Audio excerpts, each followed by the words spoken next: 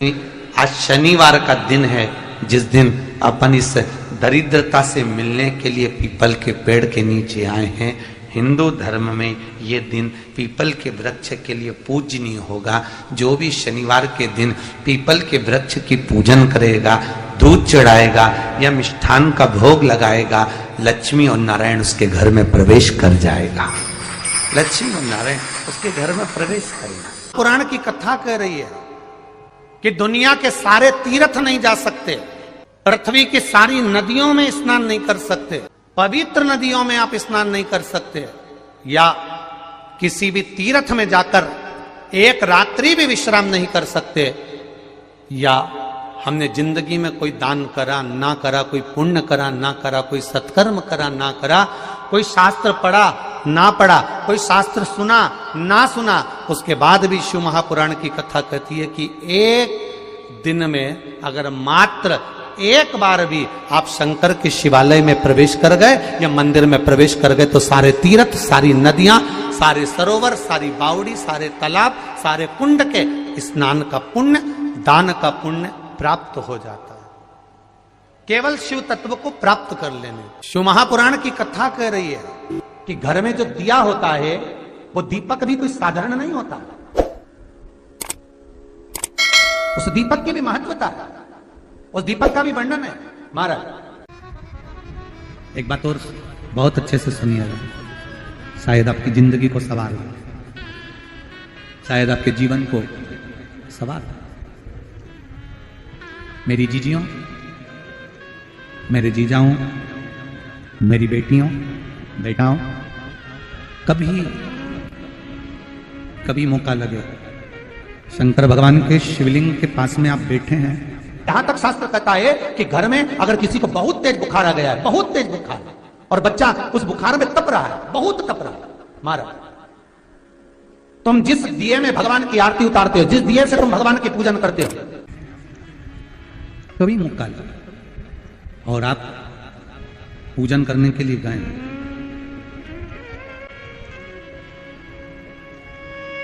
कभी पूजन करने के लिए, और आपको शंकर भगवान के शिवलिंग के पास में या शंकर भगवान के शिवलिंग के ऊपर कनेर का अगर पीला फूल देखा है ना आप लोगों ने, अरे बोलो तो जमके, देखा है?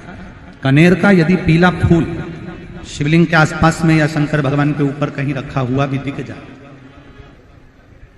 विषम परिस्थिति हो, बहुत हिम्मत ना हारते हो, तभी भगवान अकेले में एकांत में आप पहुंचे उनके पूजन के लिए, कनेर का पुष्प वहां रखा है, चाहे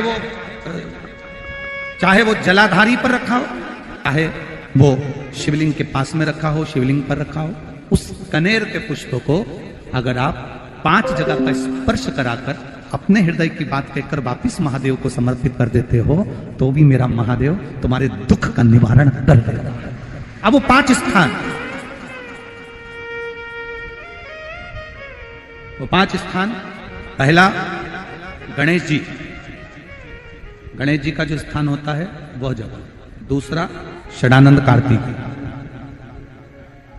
तीसरा अशोक सुंदरी वाला स्थान, चौथा जलाधारी जो ऊपर से बूंद बूंद जल नीचे गिरा रही है, जया, विषहरा, शामली बारी, दौतली, देव, शंकर जी की 5 बेटियों का, और 5वें नंबर का है शंकर भगवान के, जो कैसे वर्णन किया जाए, त्रिशूल के 3 भाग होते हैं। करें दर्शन आप लोगों ने, ये से सामने त्रिशूल लगा है, इस त्रिशूल के ऊपर देखेंगे तो 3 भाग दिख रहे हैं, नजर आ रहे हैं सबको?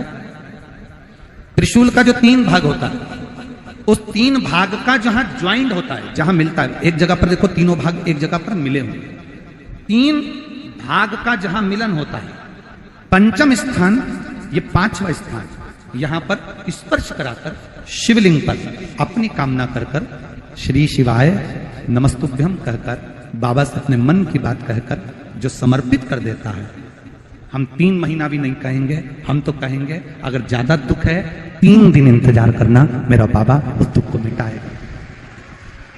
3 महीना बहुत दूर, पर करना है दिल से। और कई तरह के दीपक होते हैं, दीपक का भी विधान वर्णन किया गया, उस दिए का भी वर्णन किया गया। यहां तक शास्त्र कहता है कि घर में अगर किसी को बहुत तेज बुखार आ गया है, बहुत तेज बुखार, और बच्चा उस बुखार में तप रहा है, बहुत तप रहा है, मारा, तुम जिस दिए में भगवान की आरती उतारते हो, जिस दिए से तुम भगवान की पूजन करते हो, उस दिए की बत्ती को नीचे डाल दीजिए और उस दिए को पानी की बाल्टी में धो दीजिए। कौन सी बाल्टी में? जिस बाल्टी के पानी से आप बच्चे को स्नान करा सको। मारा, केवल भगवान पर से ले जाकर, पास में से ले जाकर उस बाल्टी में थोड़ी देर डाल दो और उस बाल्टी के पानी से उस बच्चे को स्नान करा दीजिए। 15 से 20 मिनट, आधा घंटा लगेगा बच्चे का। बड़ी बेचैन दिख रही हो तुम, क्या बात है? पार्वती जी कहती है, देवव्रत, कश्मीर प्रदेश का एक भक्त देवव्रत बेलपत्री के वृक्ष के नीचे बैठकर आपका मंत्र जाप कर रहा। मैं आपको जगाना नहीं चाहती थी, पर बेलपत्री के वृक्ष के नीचे लक्ष्मी झाड़ू लगाती है, सरस्वती वीणा बजाती है, इंद्राणी उस बेलपत्री के वृक्ष के नीचे जल का सिंचन करती है, 33 कोटि देवी देवता उस बेलपत्री के वृक्ष की जड़ में विराजमान होते हैं। इसलिए देवव्रत एक बार पंचाक्षर मंत्र बोलता है तो वो 33 करोड़ बार गिना जाता है। ऐसा बेलपत्री का वृक्ष होता है। बेलपत्री के वृक्ष के नीचे एक बार अगर भगवान का नाम लिया जाता है तो वो 33 करोड़ बार, 33 कोटि बार गिना जाता है। एक मंत्र केवल नमः शिवाय, ओम नमः शिवाय, नमः शिवाय, ओम नमः शिवाय, 33 कोटि बार गिना है। 33 कोटि, कितना सुंदर लिखा है। फिर वही वाली बात आ गई जो पहले कथा में कहा, अपने लिए अच्छा वाला घी छाट के लाना, अच्छी कंपनी का लाना, और जब यज्ञ करने बैठे, पूजन करने बैठे, हवन करने बैठे, भगवान का कोई पाठ पूजन करवाई, पूजा वाले दुकान पे बोलना कि पूजा का घी चाहिए। तो वो पूजा का सामान बेचने वाला भी चतुर था, उसने पूजा का ही घी दिया। तो इन्होंने पूछा, भैया ये घी कितने का? तो क्या 80 रुपए का? तो 80 रुपए का आधा किलो? तो क्या पूजा का है?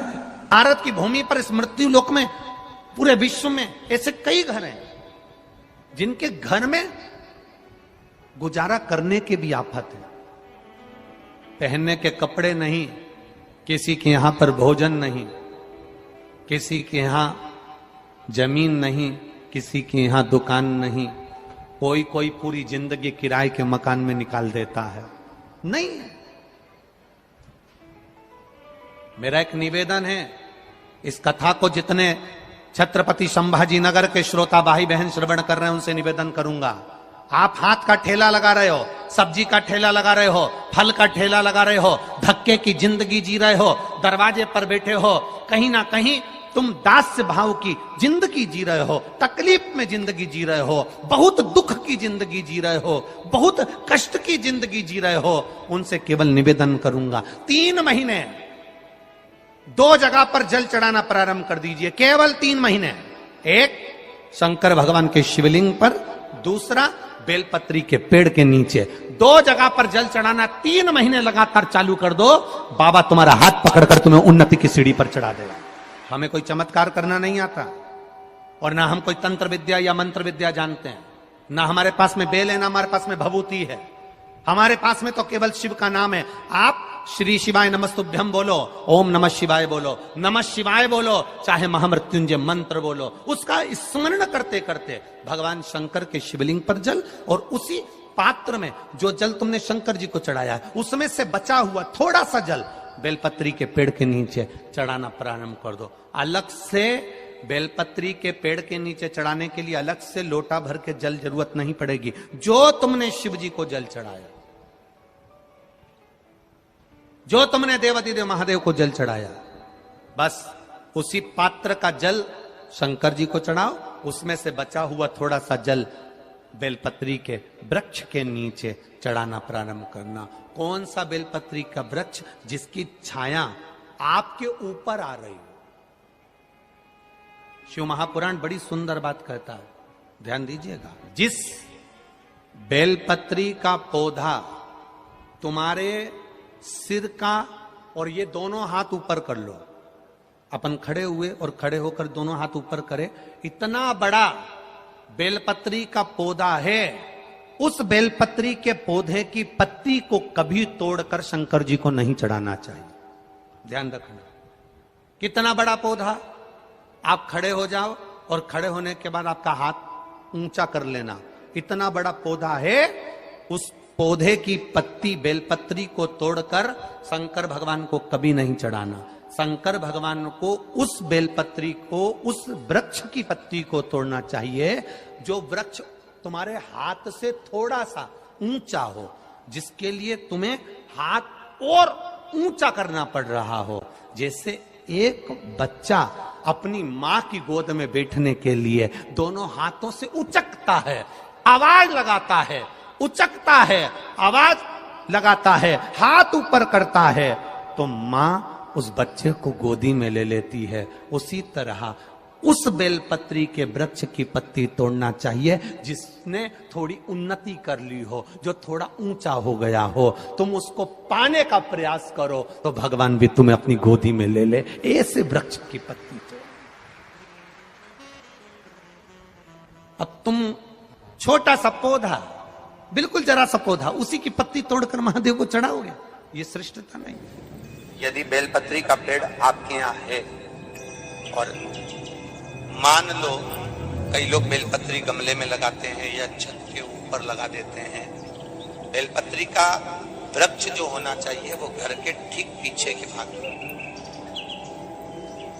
पीछे के भाग। या बेलपत्री का वृक्ष अगर पीछे नहीं है तो आप अपने घर से जब बाहर निकलते हैं तो राइट हैंड की ओर बेलपत्री का वृक्ष होना चाहिए। आप जब घर से प्रवेश कर रहे हैं, बाहर की ओर निकल, वो सुख का अनुभव करा। यदि घर से निकलते समय बेलपत्री का पेड़ लेफ्ट में अगर आता है, आप जिस घर से निकल रहे हो लेफ्ट में अगर बेलपत्री का पेड़ आता है तो आप 1 रुपए कमाएंगे, 1.25 रुपए खर्च होगा, पैसा हाथ में टिकेगा नहीं। घर में 10 लोग भी कमा रहे हैं तो पैसा घर में दिखेगा नहीं, आएगा जरूर, सारे काम होंगे पर टिकेगा नहीं। यदि लेफ्ट में, राइट भाग का बेलपत्री सुख का अनुभव। बेलपत्री का वृक्ष घर में लगाओ तो घर के पीछे के हिस्से में लगाना चाहिए, और ऐसी जगह नहीं लगाना कि जहां पर बेलपत्र में गंदा पानी जाए या कोई गंदी वस्तु उसके नीचे पड़े।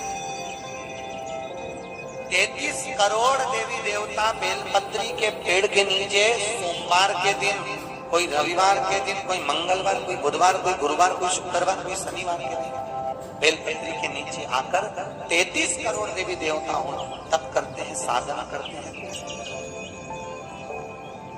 बेलपत्री के पेड़ का बड़ा प्रमाण है। एक बेलपत्री ऐसी होती है जो कि शंकर पर अगर चढ़ी हुई है तो वापिस उतार कर धोकर फिर शिव को चढ़ा सकते। किसी व्यक्ति से कोई काम करवाना है, वो काम नहीं कर रहा, कोई फाइल आगे नहीं बढ़ रही है, कोई कार्य अटक रहा है, या फिर कहीं रुपया पैसा अटक गया हो, नहीं निकल रहा हो, तो एक जल के पात्र में जल भरकर 5 बेलपत्री शिव जी को समर्पित कर कुंदकेश्वर महादेव का नाम लेकर एक सफेद पुष्प बेलपत्री के ऊपर जो शिव जी को चढ़ाई है उस पर समर्पित कर जल जो लेकर गए हो, अपनी उस कामना को कर कि मेरा ये कार्य अटक रहा है, ये कार्य नहीं हो रहा, कुंदकेश्वर महादेव का नाम लेकर धीरे धीरे जल की धार चढ़ाइए। और एक बात हमेशा याद रखना, फिर निवेदन कर रहे हैं, अच्छे से समझ लेना, शंकर जी पर जब जल चढ़ता है, शिव जी का जब अभिषेक होता है, शंकर जी पर जब जल चढ़ाया जाता है, दूध चढ़ाओ, जल चढ़ाओ, कुछ भी चढ़ाओ, पर एक बात का स्मरण अपने जीवन में होना कि इतने ऊपर से मत चढ़ाना कि जल चढ़े और छींटे आपके ऊपर। बहुत ध्यान दीजिएगा। हाँ, तो यहां तक वर्णन करा गया है कि शंकर जी का जल चढ़ा हुआ जहां से बहकर जाता है ना, उसको लांगा तक नहीं जाता। यहाँ लांगते हैं क्या? नहीं ना, परिक्रमा भी करेंगे तो वहीं से लौट कर वापिस उधर जाएंगे। शिव जी का जहां से जल बहकर जा रहा हो, चढ़ा हुआ जल जहां से बहकर जा रहा हो, उसको लांगा तक नहीं जाता। और कई लोग बड़े बड़े आनंद में शंकर जी पे इतनी ऊपर से जल चढ़ाएंगे तो वो छींटे पूरे अपने ऊपर आना चाहिए, शरीर पर आना चाहिए। नहीं नहीं, उसका दोष है महाराज, उसका दोष है। आप भगवान को अगर जल चढ़ाओ, दूध चढ़ाओ, तो मान लो अगर जैसे एक सरल भाषा में समझ लो और अच्छे से, कि जैसे ये शिवलिंग है, शंकर जी का ये शिवलिंग है। और आप जल चढ़ा रहे हो तो इतनी ऊपर से छोड़ोगे तो पानी का छींटा तो अपने ऊपर आएगा, पर वही जल, वही दूध, वही सामग्री आप शिवलिंग से थोड़ी सी दूरी बनाकर अगर आप समर्पित करेंगे तो बाबा उसको स्वीकार भी करता है और आनंद की अनुभूति भी होती है, कार्य में सिद्धता भी आती है।